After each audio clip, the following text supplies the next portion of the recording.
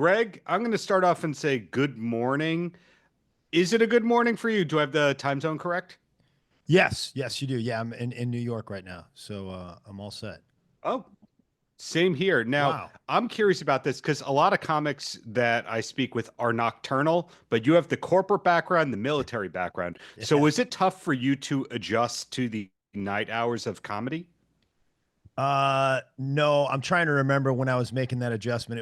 I was a lot younger, and I welcomed it with open arms. I immediately embraced like staying out all night and that kind of thing. Cool. Yeah. So let's talk about your new special first and foremost. The Champ. How long has it been in the can for? Um, well, we shot it in November, and I think it's been technically in the can in that we we had some production stuff going until Mhm. about 3 days ago. So yeah, it's done, but and it's good, but it's You mean but yeah, like color color correction kind of color. stuff? What kind of Yeah, production? I think the sound stuff we had a hard time getting the sound right. We went through a couple sound engineers. So, but it's there. I probably should have lied and said this thing was sewed up 30 years ago. Yeah, it's About the special, the Champ. A lot of comics, when they're doing a special, that's them kind of retiring the material, and others know that they still have to do a couple of minutes of it when they're touring. Where are you at in terms of this material? man. You had to ask that question, didn't you? That's you know what you're talking about. I did. I would say I got about 25 brand new minutes. So I'm going to need to lean on some of this. Typically, what I do is I once the special comes out, I do whatever new material I have. And the secret is sometimes there's material that got cut from the special that you're like, I think I can redevelop that and turn it into something a little better. So I have a few of those. And then I'll probably do a couple of the stronger pieces off of that special, and then I may go back and pick up some stuff from previous specials, and then go to the crowd a little bit. That's a great question. Well, I'm very curious about that. I think it's Seinfeld who taught us about that with the documentary he had in the late 90s Oh about yeah, retiring material. In your case, though, you've been fully pro and at it, not just as a side hustle for about 25 years now, right? It was like oh yeah, 02. yeah.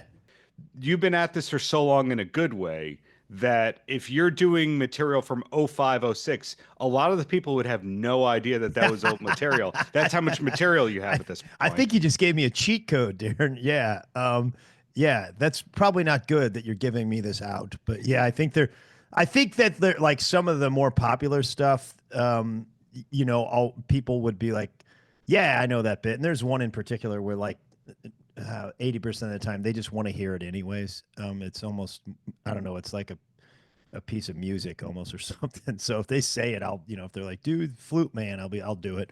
But yeah, I think there's probably, and I was talking to a comedian friend of mine, Mike Birbiglia, who he was saying, man, like he thought maybe some of those like lesser known bits, Mhm. go back and redevelop them a little bit.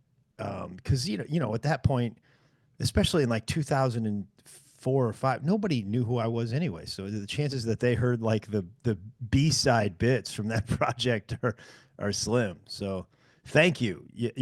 These few next few months on the road may be a little easier thanks to you. Yeah. Thanks. Well, if I can give you a compliment in a different way, are you maxed out on compliments for the day or you're still taking them? I'll take them, buddy. Yeah. Okay, so your background is obviously very fascinating, but your are very fascinating. So I was watching this video you did, Warren Report thing that you did for Bob and Tom. I'm looking in the background and I see it's all Warrens that you Yes. have pictured behind you, which tells me, okay, so this guy knows who Warren Haynes is, and this guy knows who Warren Moon is. Yes. Then we look at the stand-up special that you're about to put out, and you're talking about Walgreens, but Poison Ivy. Okay, so we get pop culture, modern life, science, etc. So, in other words, you're kind of like a history teacher where you know all these different things. Is that a struggle for you because you can't be a comedian that just talks about one topic for 45 minutes. For example, if you did four stuff, and my wife is so lazy that would kind of be off brand for who you are as a human being. Yeah, I mean, especially since I don't have a wife. Yeah. um, but yeah, it's funny. I want to say I may be a little like a history teacher, but I need to put this out there. At least 7 times during that history lesson, you're going to be like, I don't think he's right about that. Like, so, uh, I don't think I probably go deep enough that the real historians do. But yeah, I mean, I don't know. I've always tried to write about stuff that maybe other people aren't writing about. And that doesn't mean like I think I'm special or that insightful. I think it was more like at some point when I started doing comedy, I was like, okay, if 100 people do a joke about the fact that they put cheese in the crust in the pizza, I don't think my cheese in the crust pizza joke is going to be in the top 10. I just think some of these guys are really better at writing that sort of thing. Like, I think they can have a finer point. And I was like, well, I have had this life that I've done stuff that other people haven't done, like wrestle or go to military Yes. school or sell Pringles or Jif or something like that. So I was like, I'm going to try to write about that. And then at least I'm saying, nobody else is talking about selling Pringles or something like that. So that's kind of how I arrived there. And then the Bob and Tom thing, Tom just called me one day, my friend Tom from the radio station. He's like, hey, I want you to do this something for us, weekly segment. And Tom's, 20 years ago kind of helped me establish a career. So whatever he wants. I'm like, yeah, sure. He goes, I want it to be Sure. called the Warren Report. I was like, okay. I go, what do you want? He's like, I don't care. Just talk about something. So I was like, I just started talking about anything. The other thing Tom said, I go, hey, man, there used to be a zany report on Bob and Tom. I don't know if I want to, like, he goes, no, we're calling it the Warren Report because I'm like, I know what the Warren Report is, Tom. Like, I know, I understand what the Warren Report is. So, yeah, I think the first thing I picked on that was, I know Orville Redenbacher maybe was the first topic I picked. So, and then it just sort of went from there. And then we started this podcast with Nate Bargatze's network called The Consumers. It's just like more of we just pick one brand every week. Cause I found during those Bob and Tom reports, the most interesting ones were the brands for me. So we just do like more of a deep dive on that. So obviously you just brought up the background that you had in sales and the corporate world. Did your success as a comic ever lead to any of those brands coming for consulting work? Absolutely not. No, no, no. No, if anything, they would probably pay me to stay away. I think. And then also in that background, you mentioned the wrestling, the high school wrestling and so forth. Were you going to the camps growing up? Those were your Oh summer yeah, camps? yeah. That was like the greatest time of my life was wrestling camp when I was, especially like middle school. Um, because it's like one of the first times you're away from your parents for a week, and yeah, and there's older kids there, and I learned all the stuff I probably shouldn't have learned. I also remember swearing incessantly, like when I got away from my parents for a week, just swearing, and I don't swear on stage, it's Right. which is, it's just a choice word. I like a lot of profane and dirty comics, but it's just what I do and sort of fits with Nate's brand. But when I was like 6th or 7th grade, I got away from my parents for like a week, and it was ridiculous. None of it made sense. I mean, it was ridiculous. So that and the military academy training and so forth, you had all these structure-oriented things, and comics are generally known, Seinfeld aside, not to have any structure to their work ethic or what they do career-wise. Did the other comics at the beginning think that you were super weird for having all that structure? Why did you hear something? Were those guys saying something? Yeah, I mean, only clean stuff comes up about you, Greg, but I don't know What? about What? the inner workings. No, it's funny because I worked at Procter and Gamble for 10 years, you know, and before that I Mhm. was a wrestler, so there was a decent amount of structure. And I remember the first year on the road, I quit my job when I was like 33, I think, and I went on the road like for a year. I just lived out of my car, and I think for the first 6 months there was very little structure. Uh, and then I think I woke up one day, I was like, maybe I ought to start treating this a little bit more like a job. So I started to add some structure into the day. Nothing like a real person has, but you know, like if I'm doing what I'm supposed to, like I need to get up and do some journaling in the morning. When I'm really doing what I'm supposed to, like a little bit of like meditating in the morning, and then journaling, and then work out, and then go to the coffee shop and just try to put a finer point on certain premises. A lot of listening to my act. Uh, I think which that's not real structure. I mean, compared to somebody that has a you know, a job or a family or something like that. But that, yeah, that's about as much structure as I need. Gotcha. So with this new special about to come out, what do the next 6 months look like for you? Is it just on the road, and that's what you want to do? Yeah, yeah, I think and I kind of can't wait because you know you're in that place where everything is new. It's a little scary because you don't have a lot of material to fall back on. But you know, Hmm. I'm not like a real, especially when you see me in a special or a finished product, you're not going to see a lot of interaction with the crowd. Um, but I've learned when I'm starting a new hour, I Hmm. talk to the crowd a ton because maybe because like I don't have anything, but also like on the last special, I talked a lot about peanut butter, and part of that process, I was just going in the crowd for 10 minutes every night and being like, "What kind of peanut butter you eat?" and just saying the first thing that came to my mind. Um, so this next special, there's a few topics I'm fooling around with. Hmm. One of them is I played in the band. I played clarinet in the band, so I just ask everybody, you know, were you in the band, and you know, just sort of react to what they said. And then I really want to do a lot of material about chairs, and I so I've been just talking about chairs with people, um, and yeah, it's I'm scratching the surface here, Darren, but. And a couple of my friends have laughed at me like you can't do material about chairs. I'm like I might be able to. I might be able to. There's not a lot of chair comics out there.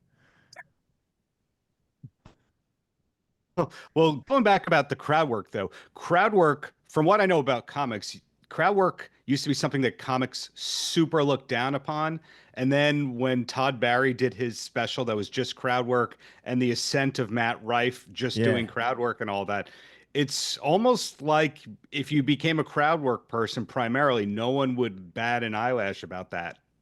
Yeah, I mean, some of those guys are, you know, the two that you mentioned, you know, there's a guy named Ian Bagg who is sort of taking it to another level. It's just another art form. Jimmy Pardo does a version of it. Um, and Harlan Williams was another guy who was just a great crowd work guy. Uh, but you know, I enjoy it is, but more in the developing material, and I like it as a live performance tool.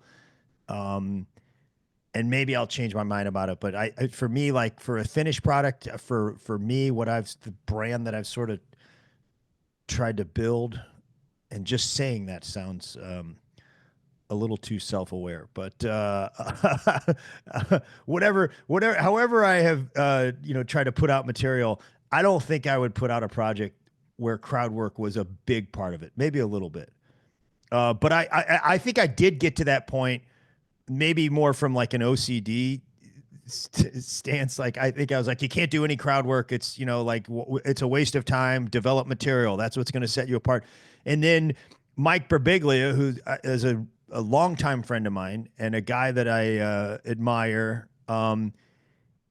He one time was like, no, man, in a live performance, you need to you need to improvise a little bit. You need to give them something special. It Yeah. needs to be something different than what they just hear on a CD or watch on a special. So he helped me kind of come back to that. And it's funny because there's like the young guys, the young comics in the scene where I live in St. Louis or something, or people that I know will be like, "Whoa, dude, you're pretty good at crowd work," or I'm like, "Yeah, man, I've been a comedian on the road for 25 years. I know how to do it. I mean, not as good as Ian Bagg, but I do know how to do it, and I enjoy doing it. But man, that is a thing though.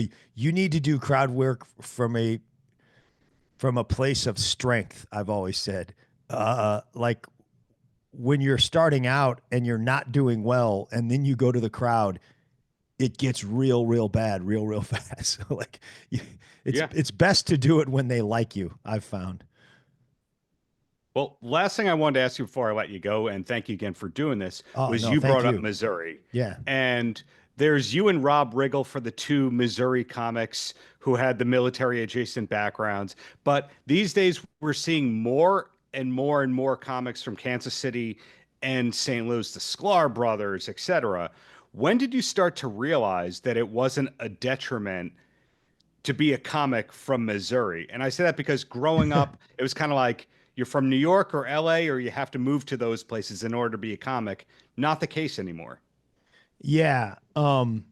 There's a lot there that you asked. First and foremost, I was I went to West Point for 1 year and quit. I was a quitter. I don't want to compare what I did militarily to Rob Riggle and how he served our country. So I want to make that clear. Yeah, I was a West Point dropout, is what I Well, was. well, to interrupt you there, you and Shane Gillis both can say that, but that was still I made more it way willingness. farther than Shane. I want to be. Yeah, I don't even know, but I think he quit pretty quick. I made it through the first year. That's still more willingness to serve the country in any respect than myself or most people who are watching this. So don't sell yourself short on that end. But go on, Greg. And then the St. Louis thing, and the Missouri thing. I did move to LA at one point and lived there, and I lived in New York for 4 years. Lived in LA, I think, for 5 years, and I think it's important to do that. I don't think you need to stay there your Mhm. entire career, and I would guess it's just probably the internet and just the sort of multitude of ways people can find you, that you don't necessarily need to be in LA or New York all the time. I do think, especially New York, I just think it can put a finer point on your act. It's funny, when I moved there, I was like in my mid 40s, which not usually the time when people move to New York. And I was No. like, yeah, I'm looking for a new challenge.